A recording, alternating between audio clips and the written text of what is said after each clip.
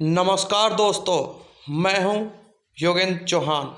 एक विवाहिता को एक युवक से प्रेम। एक विवाहिता को एक युवक से प्रेम हो जाता है। विवाहिता का पति किसी कंपनी में नौकरी करता है। रात्रि में देर से आने और सवेरा जल्दी जाने लगता है। पति अपनी पत्नी से बहुत प्यार करता है। जब भी समय मिलता अपनी पत्नी को अच्छे रेस्टोरेंट, सिनेमाघर, शॉपिंग के लिए भी ले जाया करता था। पत्नी भी अपने पति से प्यार करती थी। दोनों एक अच्छे जीवन व्यतीत कर रहे थे। पत्नी के काम से फुर्सत होने के बाद फेसबुक पर समय बिताती थी। एक दिन फेसबुक पर उसको एक युवक से फ्रेंड रिक्वेस्ट आती है जो देखने में काफ़ी हैंडसम है। रिक्वेस्ट रिमूव चैट चालू हो जाती है। कुछ ही दिनों में दोनों अच्छे मित्र बन जाते हैं और एक दूसरे के साथ सब कुछ साझा कर लेते हैं। पति की दिनचर्या वही रहती है, सवेरा जाना और रात को देर से आना, कुछ समय अपनी पत्नी के साथ बिताना।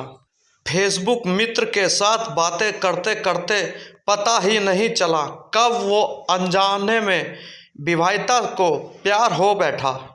प्रेम प्रसंग बढ़ने लगे और दोनों मिलने के लिए अतुत होने लगे। एक दिन मिलने का जगह व समय भी तय कर लिया। दोनों पहली बार एक दूसरे से मिलने की ओर सिलसिला चल रहा था। दोनों एक दूसरे के साथ रहने के लिए जीवन मरने के कस्में खाने लगे। दोनों के बीच अंतरंग संबंध स्थापित हो चुके थे। विवाहिता को अपने पति में खामियां नजर आने लगी।